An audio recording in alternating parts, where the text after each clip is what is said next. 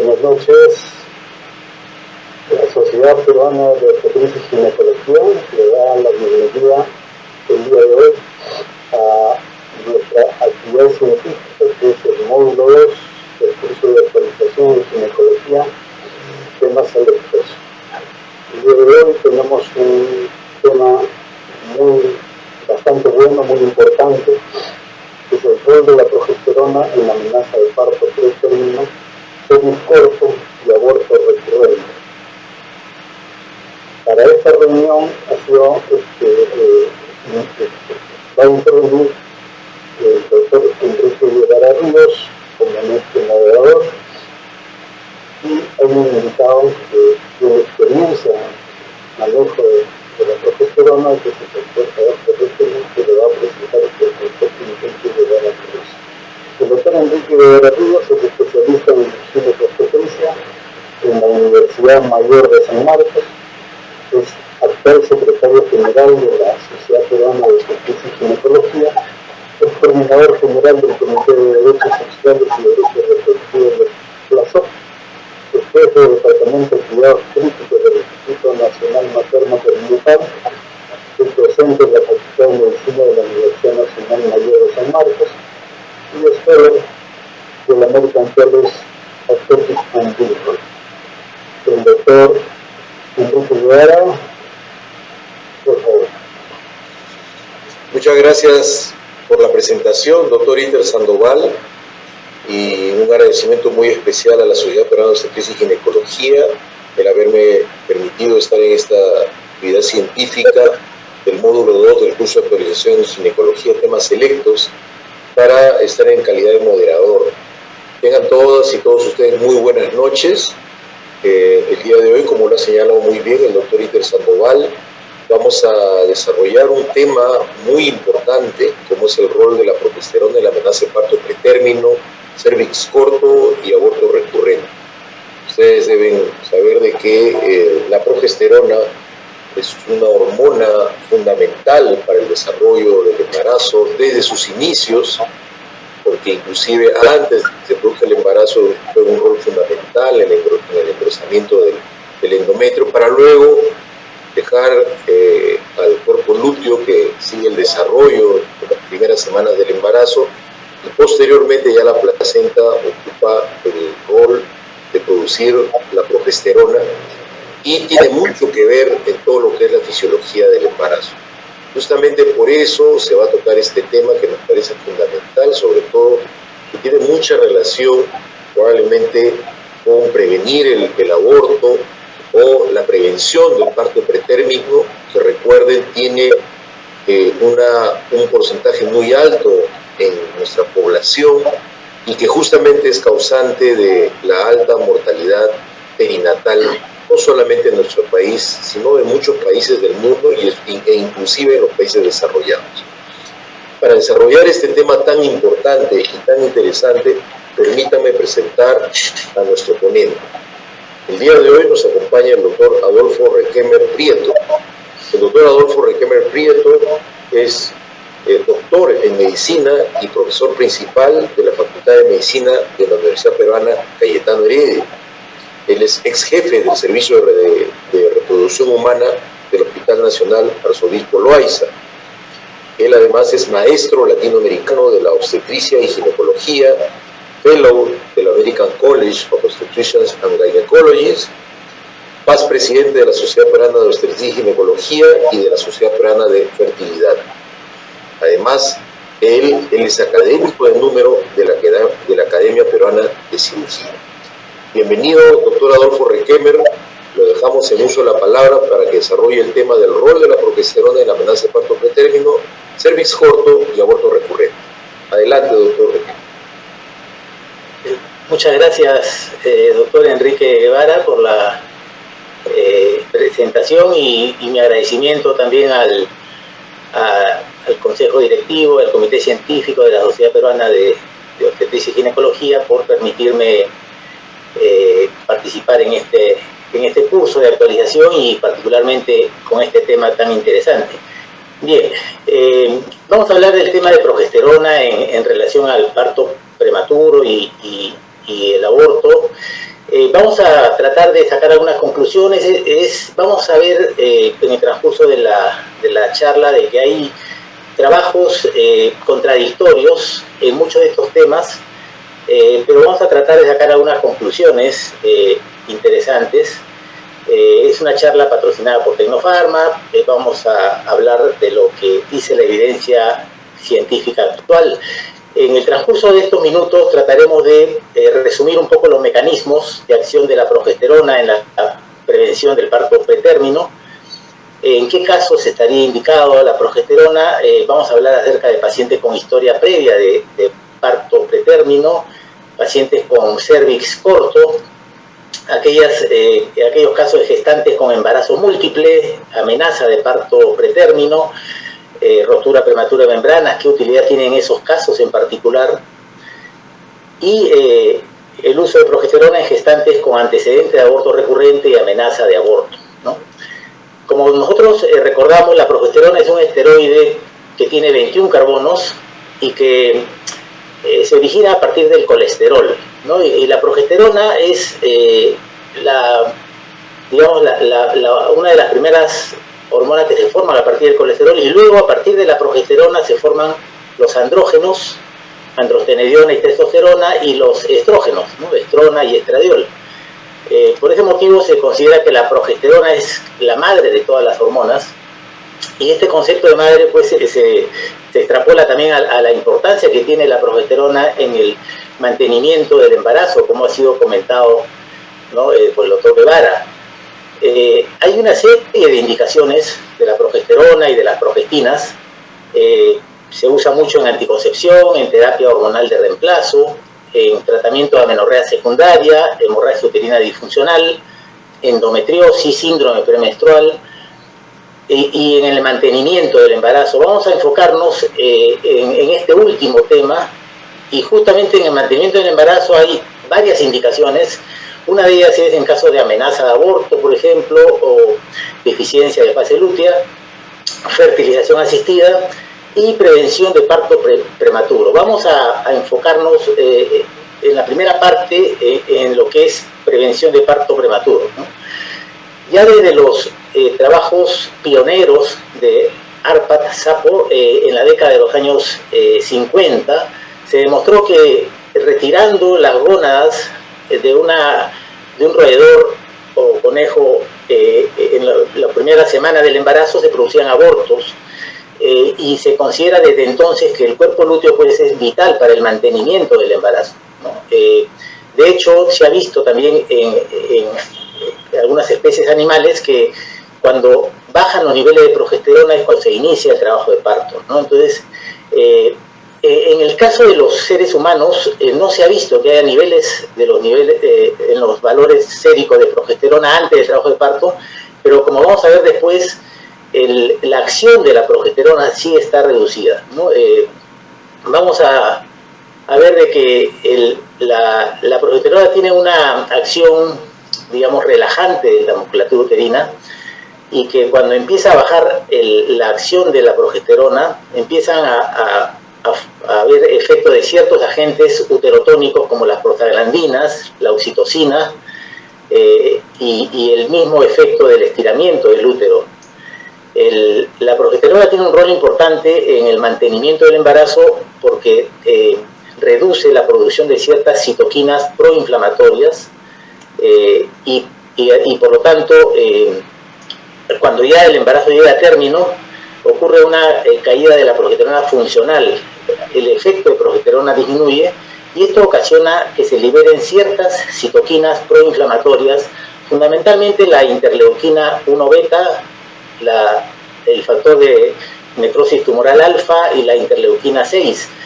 Estas interleuquinas aumentan, y se sabe de que al aumentan las ciertas metaloproteinasas que tienen una serie de efectos a nivel de la matriz extracelular del cuello del útero, y ocurre ablandamiento y borramiento cervical, ¿no? A su vez se estimula la producción de prostaglandinas y de oxitocina, con la consecuencia de que empieza un trabajo de parto, ¿no? Entonces estos digamos, mecanismos explicarían desde el punto de vista teórico por qué sería importante la progesterona para prevenir un parto pretérmino, y vamos a empezar viendo si podría ser útil en aquellas pacientes que tienen una historia previa de parto prematuro. Este es un caso ficticio de una mujer, por ejemplo, de 32 años, segundigesta, que tiene el antecedente de un parto prematuro espontáneo en la semana 30 en el embarazo previo, y que acude a su control en el primer trimestre del embarazo. ¿Qué deberíamos hacer en este caso? Este otro caso, también ficticio, de una paciente de 33 años que tiene su tercer embarazo, y en los 2 embarazos anteriores tuvo un parto prematuro, uno a las 30 semanas, su bebé está vivo, y otro a las 22 semanas con el recién nacido que falleció poco tiempo después del parto. Es decir, antecedente de prematuridad importante, muy precoz, en los embarazos previos. ¿Qué hacer en este tipo de casos, ¿no?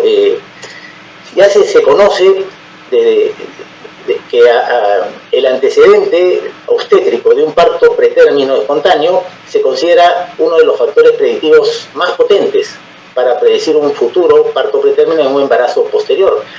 De hecho, la probabilidad de que haya un parto pretérmino en el embarazo actual es de más o menos entre 30 y 40%, comparado con un embarazo en una mujer que nunca ha tenido partos pretérminos previos, que es menos del 10% la posibilidad de que haya un parto pretérmino. Entonces, de hecho, ese antecedente ya se considera ya se considera a la mujer con una probabilidad alta de que se repita un parto pretérmino en el embarazo actual.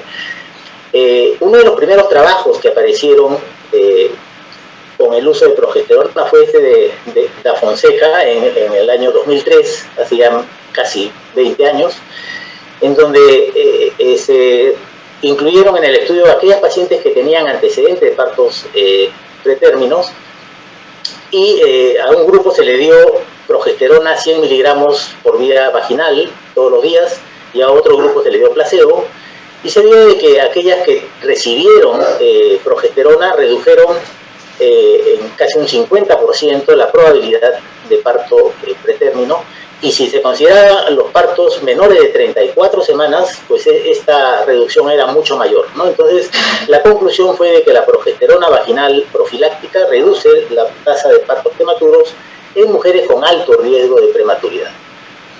Este es otro trabajo en el mismo año que apareció de Mays, que es muy mencionado este trabajo porque utilizó un progestágeno por vía parenteral, que es el caproato de 17-alfa-hidroxiprogesterona, una inyección semanal de 250 miligramos todas las semanas, desde la semana 16 hasta la semana 36, y las pacientes que recibieron este progestágeno versus aquellas que no lo recibieron, pues se nota una diferencia estadísticamente significativa en la probabilidad de parto pretérmino, con una reducción de más del 30%, ¿no? Un 34% en la reducción del riesgo de parto pretérminos ante las 37 semanas y más del 40% si es ante las 32 semanas.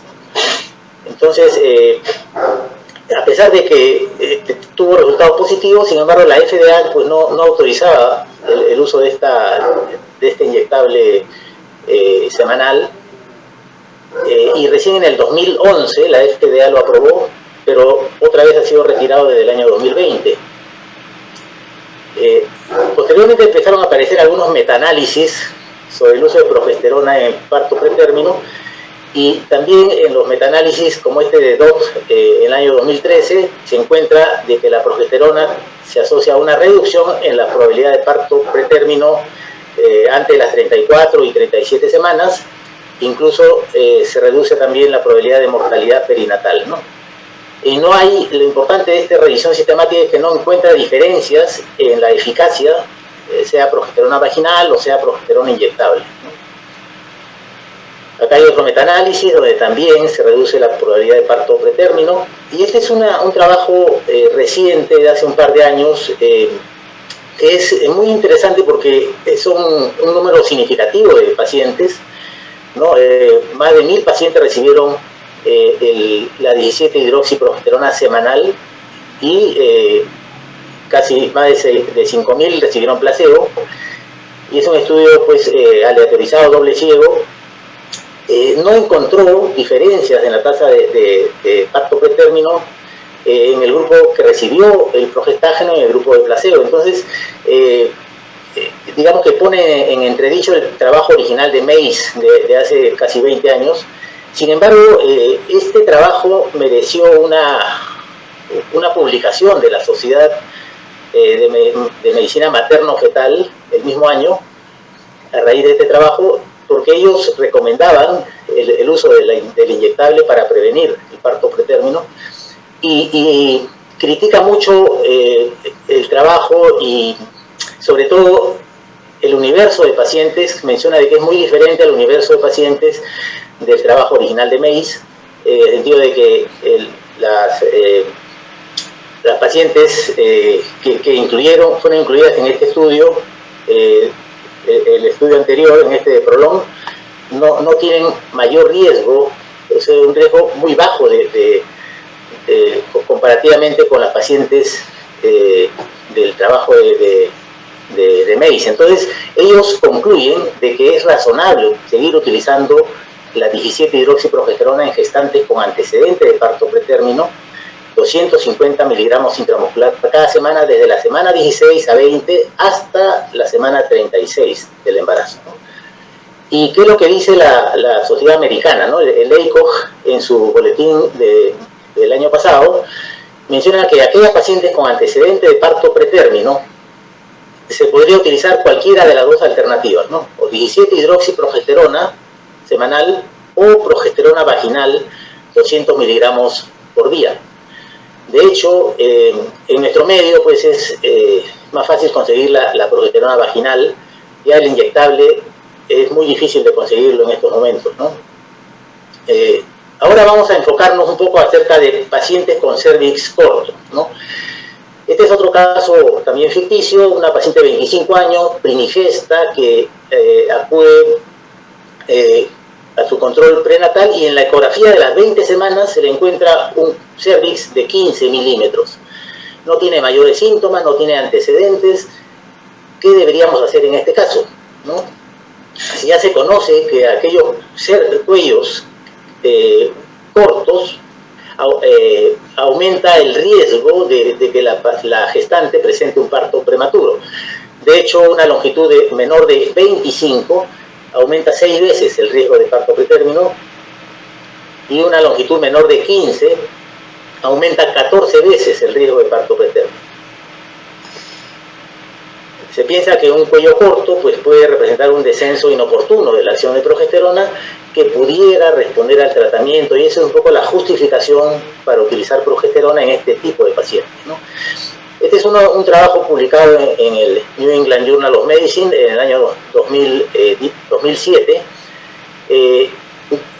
incluyendo solamente aquellas pacientes con cuello corto. Es un estudio multinacional en donde incluyeron aquellas pacientes que entre las 22 y 24 semanas tenían un cuello menor o igual a 15 milímetros. A un grupo se le dio 200 miligramos diarios de progesterona vaginal micronizada, y a otro grupo se le dio placebo, y lo que encontraron es de que la probabilidad de presentar parto pretérmino se redujo de manera significativa en más del 40% en el grupo que recibió progesterona, ¿no? Este es otro trabajo de Franco, que utilizó otra progesterona vaginal en gel, ¿no? En 90 miligramos diarios. También en aquellas pacientes con cuello corto, ellos incluyeron pacientes que tenían menos de 28 milímetros de cuello, de longitud de cervix, y encontró también una reducción significativa en la probabilidad de parto pretérmino. Hassan publica otro artículo también, pero para él cuello corto era menor, en este caso en particular, menor, entre 10 y 20 milímetros, ¿no? Utilizó también progesterona en gel, y encontró también una reducción significativa en la posibilidad de parto pretérmino. Y ya empezaron a aparecer algunos metaanálisis como este en el 2012 de Romero, que encuentra, incluyendo 5 estudios de muy alta calidad, encuentra que la reducción en la probabilidad de parto pretérmino es más o menos de un 42% de disminución en el riesgo de partos menores de 33 semanas en aquellas pacientes que se les empieza a dar progesterona vaginal cuando el cuello es menor de 25 milímetros, ¿no? También encuentra reducción en el síndrome de distrés respiratorio y de morbimortalidad neonatal.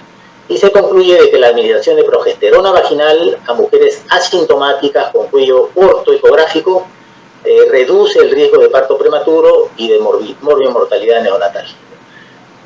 Este es otro trabajo, pero ya con progesterona intramuscular, ¿no? Es la 17-hidroxiprogesterona intramuscular, que recordemos que es una administración semanal.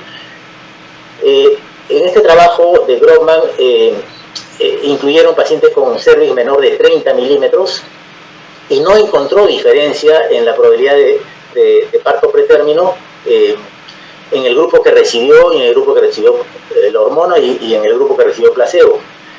Y la conclusión es de que digamos que no tiene lugar el uso de 17-hidroxiprogesterona para reducir el riesgo en pacientes con cervix corto. Probablemente esté relacionado al tipo de progestágeno utilizado, ¿no? Acá Romero publica otro metaanálisis ya más recientemente, en donde se concluye que la progesterona vaginal reduce el riesgo de parto pretérmino menor de 33 semanas en aquellas pacientes con cuello menor de 25. Entonces, actualmente lo que se propugna es de que aquellas pacientes ya con cuello menor de 25 milímetros, menor o igual a 25, debería considerarse como un grupo de mayor riesgo y donde tendríamos que tomar alguna actitud para tratar de prevenir la posibilidad de parto pretérmino. Este es un trabajo reciente, publicado el año pasado en el Lancet, que es interesante porque contrasta, digamos, con lo que se encuentra en otros estudios de acá. Este es un trabajo en donde digamos, incluyen todos los estudios aleatorizados, pero que incluyen a todas las pacientes de alto riesgo, tanto aquellas que tuvieron parto pretérmino como aquellas que tienen cuello corto, y encontraron de que la progesterona vaginal sí reduce de manera significativa el riesgo, pero la 17-hidroxiprogesterona, si bien es cierto hay una tendencia a la reducción del riesgo, pues el intervalo de confianza incluye la unidad y por lo tanto es no significativo, ¿no? Sin embargo, no encontraron, digamos, efectos secundarios con el uso de la 17-hidroxiprogesterona. Entonces, ¿cuál es la recomendación en base a esto de la Sociedad de Medicina Materno-Fetal? En aquellas pacientes que tienen cuello corto antes de las 24 semanas, y que no tienen antecedentes de partos prematuros en embarazos previos, se le debe dar progesterona vaginal, ya sea en gel o en tabletas vaginales, 200 miligramos, desde que se diagnostica cuello corto hasta la semana 36, ¿no? Esa es un poco la recomendación de la Sociedad de Medicina Materno-Fetal. Y la Sociedad Americana, el de Ginecobstetricia, el ACOG, en su último boletín, comenta de que aquellas pacientes que tienen cuello corto pero no tienen antecedentes de partos pretérminos en embarazos previos, se les debe dar progesterona vaginal, ¿no?, en la dosis que hemos comentado, y aquellas que sí tienen antecedentes de parto pretérmino, obviamente darle su progesterona digamos, desde el inicio. Pero si además durante los controles se encuentra que el cuello comienza a cortarse, considerar el cerclaje si es que ya están recibiendo progesterona, y si no han iniciado su progesterona aún y el cuello está corto, pues discutir si se puede dar progesterona o cerclaje, ¿no? Digamos que esas son las conclusiones de la Sociedad Americana. Hay algunas situaciones particulares en donde uno se plantea si vale la pena o no dar progesterona. Una de ellas es en embarazos múltiples, ¿no? De hecho, la progesterona, cuando se han hecho diferentes estudios, inclusive revisiones sistemáticas, no se ha encontrado diferencias entre el grupo que recibe progesterona y que no recibe en embarazos múltiples. Esta es la conclusión del EICOG respecto al uso de progesterona en embarazos múltiples, y la guía del NICE, que es la sociedad inglesa, y comentan de que la progesterona no reduce la incidencia de parto pretérmino y por lo tanto no se recomienda su administración para prevenir parto prematuro en este tipo de pacientes, ¿no? ¿Qué sucede si ya ocurre rotura prematura de membranas? ¿Qué utilidad podría tener la progesterona? Hay algunos trabajos realizados y la conclusión es de que en este caso, por ejemplo, el uso de la 17-hidroxiprogesterona no prolonga el embarazo en pacientes que ya tienen rotura prematura de membranas. En aquellas que tienen ya contracciones, ¿no? Ya tienen una amenaza de parto prematuro ya establecido, hay varios trabajos, ensayos clínicos que no demuestran beneficio en la reducción de parto prematuro. Incluso hay algunos metaanálisis, como esta revisión de Cochrane, en donde la evidencia es insuficiente, digamos, para recomendar el uso de agentes progestacionales como tocolíticos en pacientes que presentan ya trabajo de parto establecido, ¿no? Entonces no está indicado usarlo como tocolítico. De hecho, las intervenciones, cuando ya hay trabajo de parto, pues no son muy buenas con el uso de progesterona, y las intervenciones quizá deberían ir dirigidas a identificar factores de riesgo antes de que aparezcan los síntomas, ¿no? Los factores de riesgo son los que hemos comentado, fundamentalmente antecedentes de parto pretérmino en embarazo previo y cervix corto. Este es un trabajo interesante, publicado en el Lancet del 2016, donde hay también un número importante de pacientes, más de 1000 pacientes con riesgo de parto pretérmino, ¿no? Ya sea porque tuvieron antecedente de parto pretérmino en embarazo previo o porque tienen un cuello menor de 25. De hecho, este grupo de pacientes, un grupo recibió progesterona vaginal y otro grupo recibió placebo, y no encontraron diferencias significativas en la posibilidad de parto pretérmino en los dos grupos, ¿no? Es uno de los trabajos que, digamos, muestra de que aún no está, digamos, aclarado bien el tema del uso de progesterona en este tipo de pacientes. Sin embargo, no se encontraron efectos adversos en el seguimiento de los neonatos. La progesterona en general es un medicamento bastante seguro para ser utilizado durante el embarazo, y por lo tanto, si se utiliza, uno puede estar tranquilo de que no hay, digamos, mayores consecuencias sobre los productos, ¿no? Entonces, sin embargo, la conclusión del trabajo es que no se encontró reducción en el riesgo, pero que la progesterona es un medicamento seguro. ¿Qué opina la Sociedad de Medicina Materno-Fetal en general, ¿no? En conclusión, viendo todo lo que hemos comentado, en pacientes, digamos, con embarazo único, sin antecedente de parto pretérmino previo, y un cuello que no ha sido medido, pues no está indicado administrar ningún progestágeno. Aquellas pacientes que tienen embarazo único y tienen antecedente de parto pretérmino en el embarazo previo, se podría indicar, según la Sociedad de Medicina Materno-Fetal, 17-hidroxiprogesterona intramuscular cada semana, ¿no? Desde la semana 16 a 20 hasta la semana 36. En el caso de pacientes que no tienen antecedentes de parto pretérmino, pero que se le encuentra en una ecografía antes de las 24 semanas, un cuello corto, propugnan administrar progesterona vaginal desde el diagnóstico de cuello corto hasta la semana 36. En embarazos múltiples no hay evidencia de efectividad, en parto pretérmino tampoco, y en ruptura prematura de membranas tampoco. La Sociedad Americana de Medicina de Ginecobstetricia concluye que en caso de que no haya antecedente de parto pretérmino, se da progesterona solo si el cervix es menor de 25 entre las 18 y las 22 semanas. En el caso de que tiene antecedentes de parto pretérmino, se sugiere administrar cualquiera de las dos, la inyectable o la vaginal, y si durante los controles se encuentra que a pesar del uso de progesterona el cuello está corto, pues sugerir el cerclaje cervical. En caso de pacientes que tienen antecedentes de aborto recurrente, es un grupo particularmente interesante porque crea mucha tensión. Las pacientes que han tenido abortos repetidos, un embarazo nuevo es todo un reto tratar de que no se pierda. Se supone que son pacientes que han seguido una serie de protocolos para tratar de identificar la causa y a veces no se descubre cuál es el problema. ¿Qué hacer en este grupo de pacientes? Entonces, hay algunas sociedades como la Sociedad Americana de Medicina Reproductiva que menciona de que la administración empírica de progesterona en pacientes embarazadas con antecedentes de 3 o más abortos podría tener algún beneficio potencial.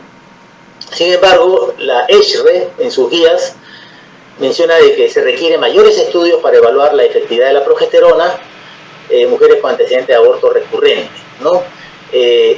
Esto es porque hay mucha controversia en diferentes artículos. Hay algunos artículos muy bien llevados a cabo. Este es un metaanálisis, por ejemplo, publicado recientemente en el 2020 de Val, en donde incluyen casi una decena de estudios evaluando si la progesterona podría ser útil en aquellas pacientes con antecedentes de aborto espontáneo o que presentan amenaza de aborto, ¿no? Y en ambos casos se encuentra que sí hay utilidad de la progesterona, hay una reducción en el riesgo de un nuevo aborto y es estadísticamente significativo en aquellas pacientes que tienen antecedentes de aborto y que tienen amenaza de aborto. Y particularmente la reducción es más importante, sobre todo aquellas que han tenido 3 o más abortos previos, ¿no? En donde la probabilidad de reducción es mucho más alta. Este mismo autor de Val publica el año pasado un nuevo metaanálisis y concluye que la progesterona vaginal micronizada puede aumentar la tasa de nacidos vivos en mujeres con antecedentes de 1 o más abortos previos y que además presenta sangrado en el primer trimestre, ¿no? Digamos que en caso de aborto recurrente parece haber evidencia de beneficio en mujeres que tienen este antecedente y que presentan sangrado vaginal en el primer trimestre. Se requiere mayores estudios para apoyar su uso en mujeres con antecedentes de 1 o de 2 abortos y que no hay sangrado en el embarazo actual. Sin embargo, y esto lo mencionan muchas de las sociedades como la ESHRE, por ejemplo, siendo la progesterona una hormona que ha demostrado ser bastante seguro durante el embarazo en cuanto a que no hay mayores efectos teratogénicos sobre el producto, digamos que es bastante extendido su uso y la verdad es que muchas veces se da tratamientos empíricos, digamos, sin haberse demostrado de que haya una deficiencia de progesterona y que, digamos que no es algo que esté condenado por las sociedades. Ellos mencionan de que es una práctica extendida utilizar en pacientes con antecedentes de abortos y parece ser de que faltan mayores estudios para que esto se demuestre porque los trabajos todavía siguen siendo un poco contradictorios, ¿no? En conclusión, diríamos que el tratamiento con progestágenos reduce de manera significativa el riesgo de parto pretérmino en gestantes con feto único y con antecedentes en embarazos previos de partos pretérminos espontáneos, ¿no? En caso de pacientes con feto único y cervix corto, también se debe considerar administrar progesterona en estas pacientes.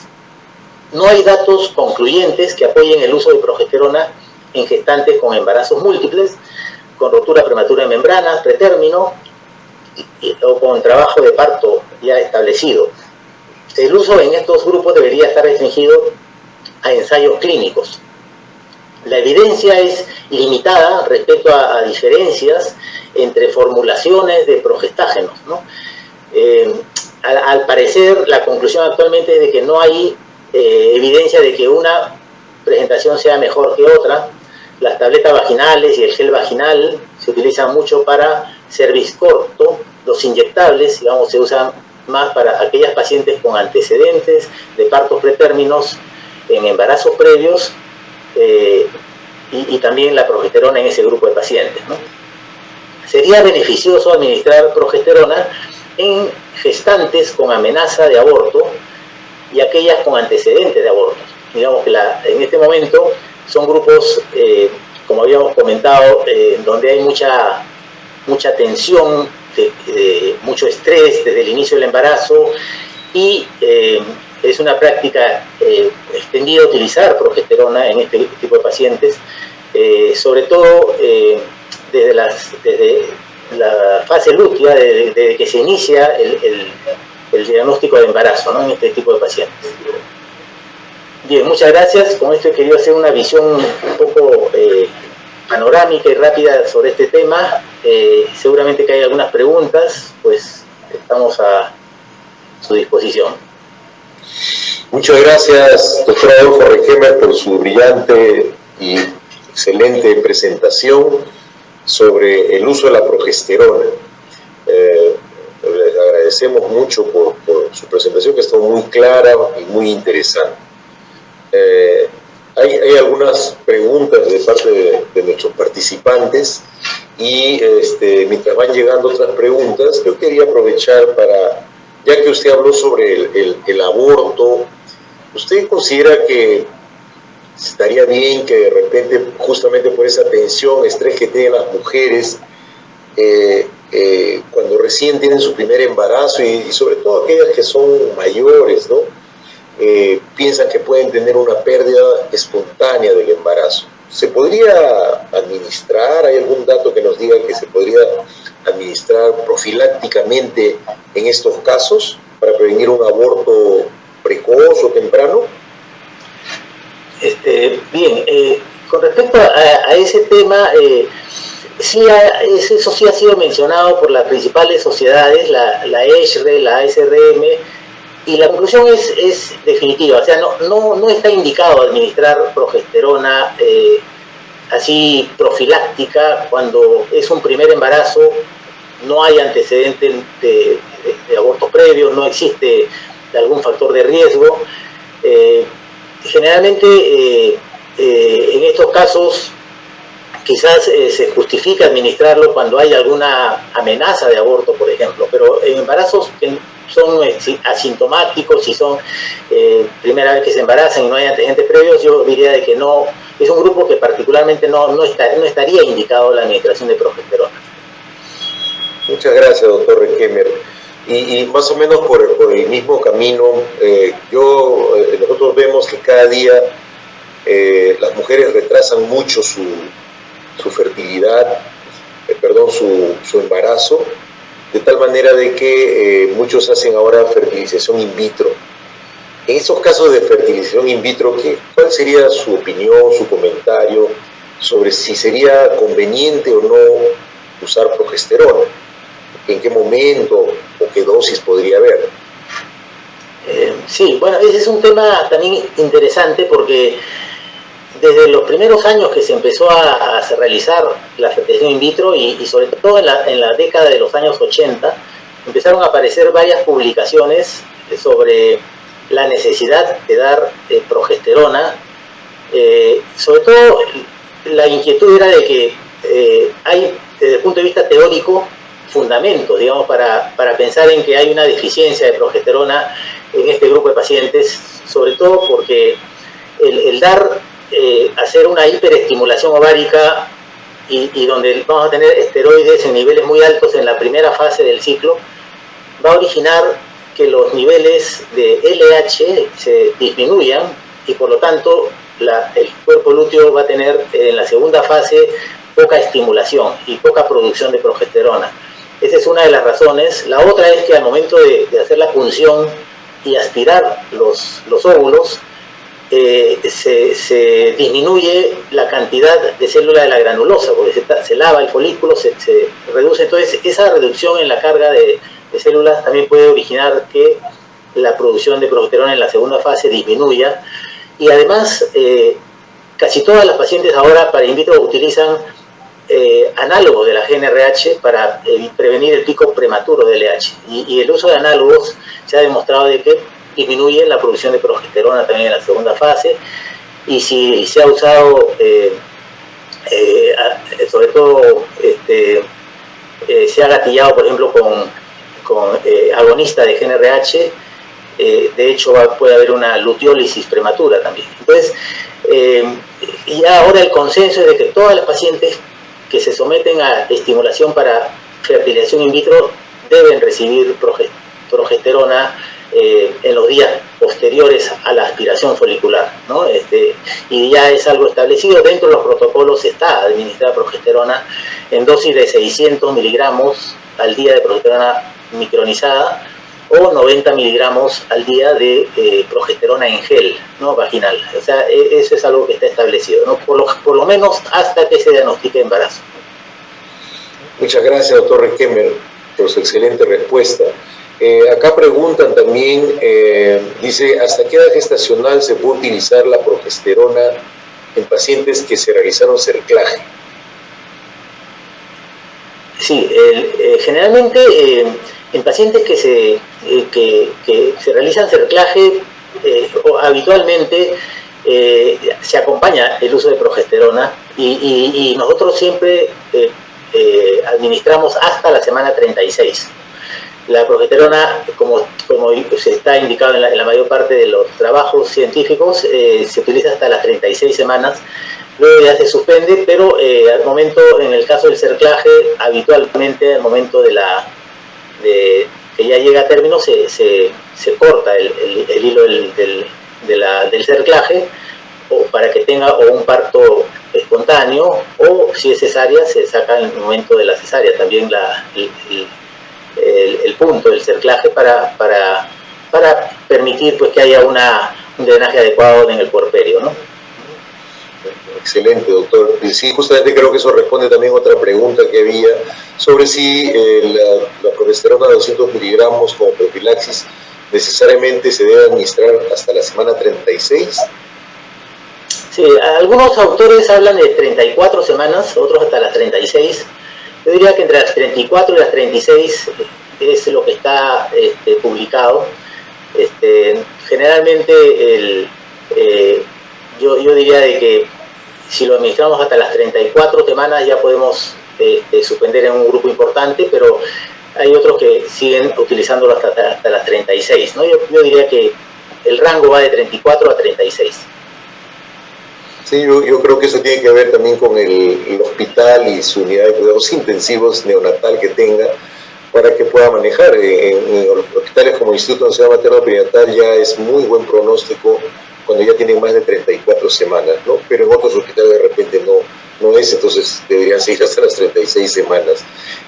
Preguntan acá también, la dosis de progesterona intravaginal es solo 200 miligramos en amenaza de aborto, o se podría usar hasta 600 miligramos divididos en 3 dosis, una semana, 2 o 3.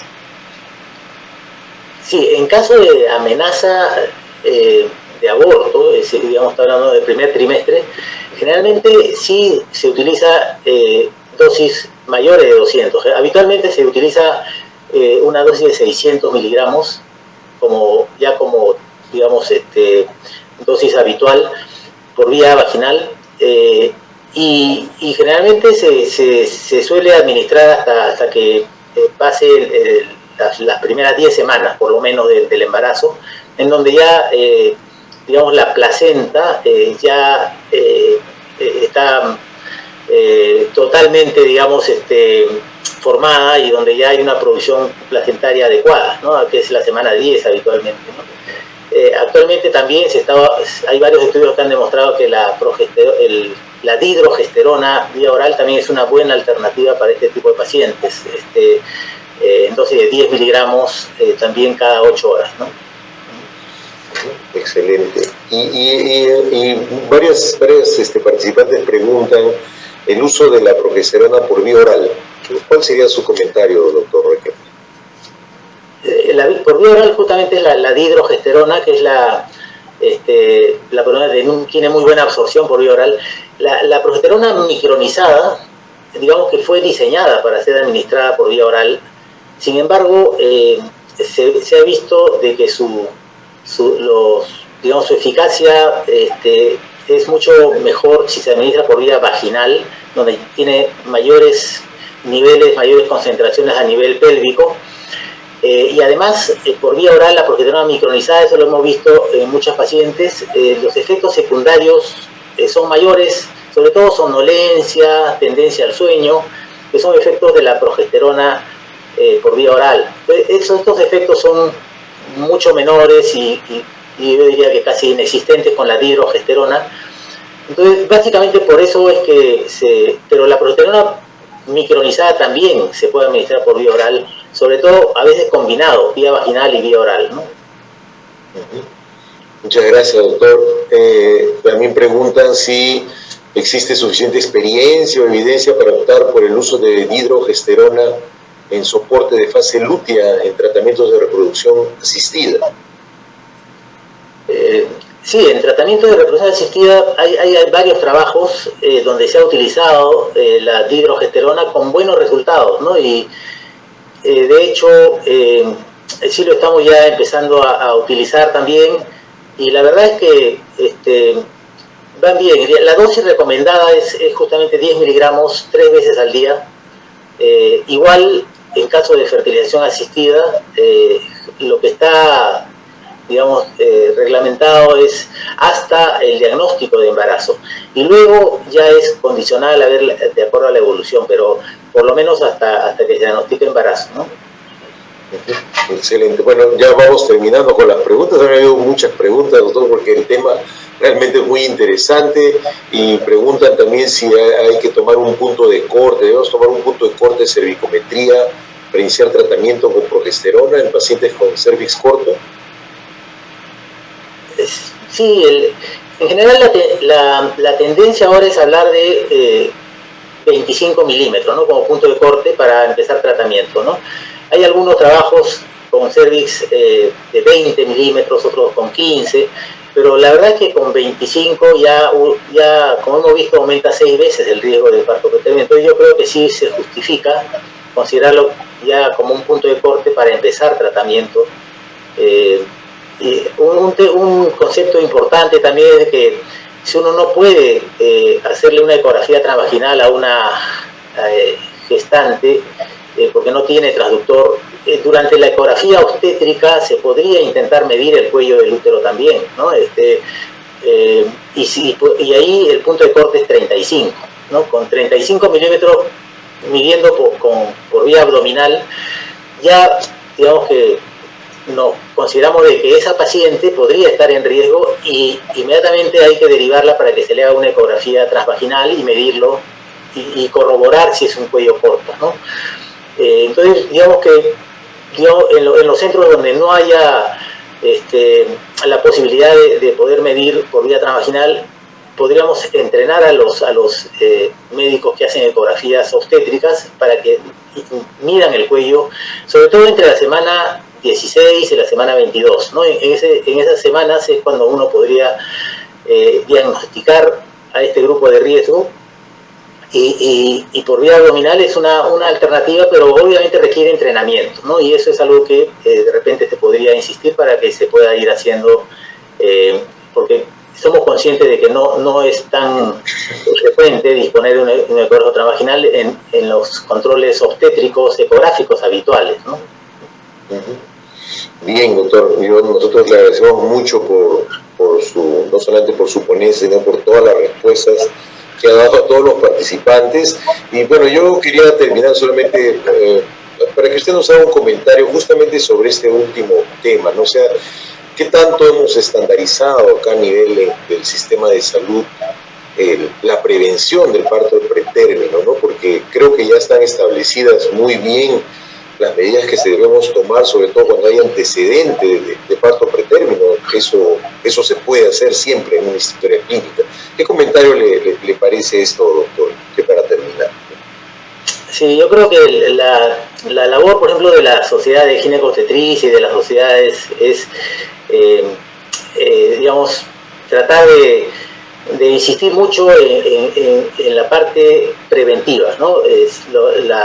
El parto pretérmino, cuando ya el trabajo de parto está establecido, ya es más difícil de manejar, pero aquellas pacientes que podríamos tratar de reducir la posibilidad de que entren a esa etapa, diagnosticando precozmente el grupo de riesgo, es bien importante. Y de hecho, obviamente, toda paciente que tiene el antecedente previo de partos prematuros tiene que ir a sus controles en consultorios de alto riesgo y ser controlado por médicos de experiencia.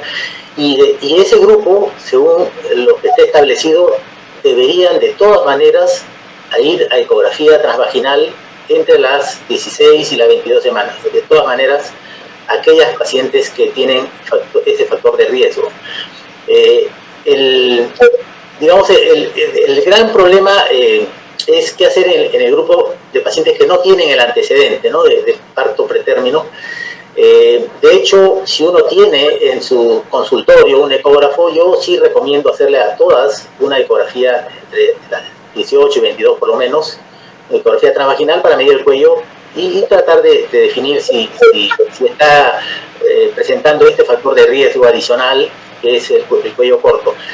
Pero, digamos, indicarlo como medida de salud pública, esto ha sido discutido y al parecer, digamos, es controversial porque no es fácil implementar esta medida, ¿no?, de medir a todas, porque no existe probablemente suficiente cantidad de ecógrafos ni médicos entrenados para hacerlo en todas las gestantes universalmente. Idealmente me parece de que si uno tiene la posibilidad de hacerlo sería ideal, pero las sociedades científicas no se ponen de acuerdo, ¿no? La Sociedad de Medicina Materno-Fetal sí lo sugiere que se haga una ecografía a todas las gestantes, pero hay otras que consideran de que es muy difícil implementar esta medida de salud pública a nivel universal, sobre todo conociendo que en muchos centros de salud no existe pues la infraestructura ni la capacitación de todos, ¿no?, para hacerlo. Yo diría que es importante continuar en la brega de capacitación y de, digamos, insistir mucho en identificación de factores de riesgo para poder tratar de prevenir esta complicación que es muy grave y que obviamente hay un costo económico, social y sobre todo afectivo para los padres, y hay que tratar de prevenirlo, ¿no? Muchas gracias, doctor Requemer, por sus aportes, por sus comentarios, que nos debe llamar la atención a todos los médicos especialistas, que tenemos una gran responsabilidad frente a estas patologías tan frecuentes como es el aborto, en los casos de aborto recurrente, aborto espontáneo, amenaza de aborto, pero también sobre todo en el parto pretérmino, que efectivamente se debería ya estandarizar desde el Ministerio de Salud para que toda paciente que ha tenido antecedente de un parto pretérmino debe ser inmediatamente referido a un hospital o a un segundo o tercer nivel de atención. No debería ser vista en un hospital, en un primer nivel de atención, o sea, en un centro de salud, de ninguna manera. Porque de esta manera vamos a mejorar y a contribuir la salud perinatal, la salud de los recién nacidos, que, como ya hemos dicho anteriormente, es la primera causa de muerte materna, como lo dijo muy bien también el doctor Requemer, es la primera causa de muerte materna de la prematuridad, al lado justamente de las malformaciones congénitas. Eso me hace recordar que hace algún tiempo nadie hacía la ecografía genética entre las 11, 12 y 13 semanas. Ahora todos hacen esa ecografía genética y del primer nivel deben enviar al segundo o tercer nivel para que se haga esta ecografía genética. Igual creo que se debería hacer, así como se está haciendo también para detectar aquellos casos de preeclampsia, ¿no? Se está trabajando mucho también para detectar en aquellos pacientes que ya tuvieron preeclampsia, tienen otros factores de riesgo. Creo que en esas pacientes de amenaza de parto prematuro deberían también entrar en esta estandarización para su manejo y de esa manera estaríamos contribuyendo. Nuevamente, mejorar la salud perinatal. nuevamente le agradecemos mucho por su presentación y por sus excelentes aportes, doctor Adolfo Riquelme. Y con esto yo voy a dejar en uso de la palabra al doctor Iter Sandoval en representación del presidente de la Sociedad Peruana de Obstetricia y Ginecología. No queda más que agradecer la excelente participación del doctor Adolfo Riquelme. Esta noche un tema tan importante y propuestas bastante buenas para nuestros pacientes. Y también agradecer la participación del doctor Enrique Guevara Ríos de moderación. Igualmente debo agradecer a todos los participantes esta noche y invitarles a nuestra próxima reunión. Buenas noches. Muchas gracias. Gracias, doctor Sandoval. Gracias, doctor Riquelme. Muchas gracias. Hasta luego. Hasta luego, doctor Sandoval. Saludos a todos.